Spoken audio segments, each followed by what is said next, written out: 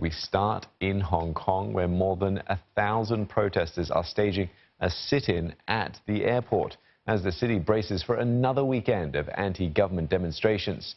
And take a look at these images coming live from Hong Kong right now from the international airport. They're all dressed in black, the protesters, and they have filled the arrival hall, calling for democracy.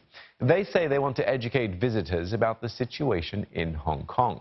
The protests began in June as a response to an extradition bill which would have allowed for suspects to be sent to mainland China, but has since evolved into a wider anti-government movement.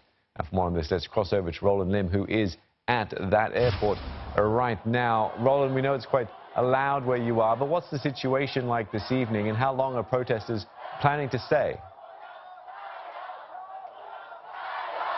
Right.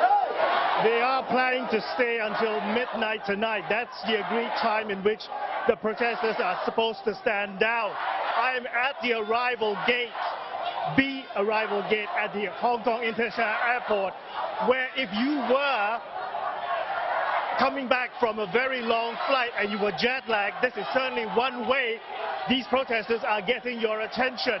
Now, this area is usually reserved for friends or relatives who are here to pick you up, or for a private car hire driver that's supposed to take you to your home or your hotel. Well, today they are demanding something else altogether.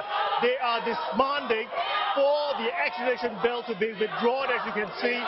They are also demanding that the government holds a public inquiry into the handling of the extradition bill, as well as the violence. As you can see, they are talking about placards at Hong Kong not safe, police allowing gang members to attack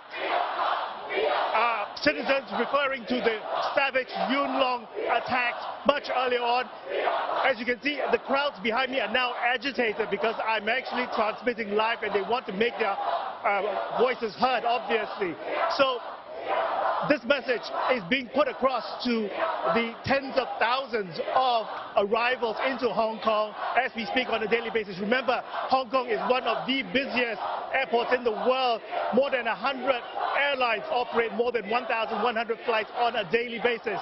I have to say, though, that the Hong Kong International Airport Authority, who is in charge of the operations here and the security, say that as at 5:30 p.m. Singapore, Hong Kong time, that the normal operations of this airport is not affected by these protesters. As you can see, they are still clamoring for the arrivals of new people coming off the planes, and they are still trying to get the attention of these people at the same time. We are hearing that the protest organizers say up 2,500 protesters are engaged in a civil disobedience action with a sit-in in the main arrival area that is behind me as we speak, and some 15,000 people have already signed a petition calling on the government to respond to their demands, which I say includes for the full withdrawal of the extradition bill and a full public inquiry, independent public inquiry into the handling of the June 12th protest action, which had police take excessive force, according to critics. Roland, the volume certainly seems to have been turned up on protesters over there in the arrival halls. They vowed to turn up also in Yuen Long tomorrow. That's despite police having banned the rally after last weekend's violence. How will officials likely respond should a gathering take place this weekend? The gathering is likely to go ahead. Now, earlier on this afternoon, the police was hearing an appeals hearing for the Yuen Long protest by the protest organizers. Again, the police says no to the Yuen Long protest because for fear of disruption to public order and for fear of outbreaks of violence. Now, what the protesters are doing instead, they are going to be unofficially arriving at Yuen Long tomorrow to either patronize the restaurants there or the shopping malls, and they believe that if there is sufficient numbers, the police will not be able to stop them from holding a procession rally that they want, simply because their numbers would far outweigh the police force in trying to round up these people. Remember, the police have issued a ban on the procession in Yuen Long tomorrow, but that means it's illegal for these protesters to actually turn up in Yuen Long. But the fact that if there are sheer numbers of people coming up, the likelihood is that the police will still likely allow for the rally to go ahead.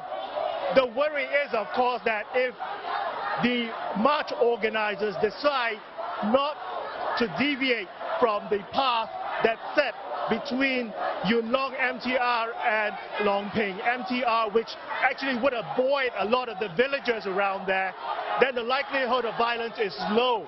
But of course, as we've seen in these past weekends for the past 7 weeks now, that with every protest action that's taken place, usually it starts off peaceful during the day, but as it heads towards the night, that's when violence erupts. So there is going to be a high deployment of police officers when it happens tomorrow, Saturday. All right, Roland, thank you very much for that update from Hong Kong International Airport. Roland Imbes speaking to us from Hong Kong.